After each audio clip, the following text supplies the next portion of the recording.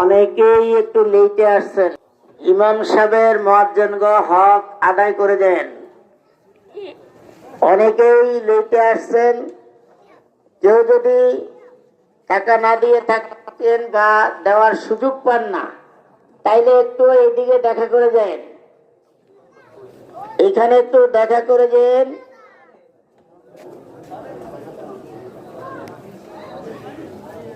আমরা সবাই একটু সহযোগিতা করি যাতে করে আমাদের ঈদগাহর কাজটা হয়ে যায়।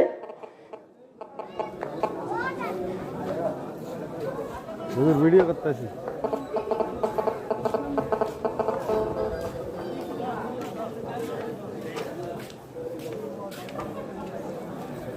কিরে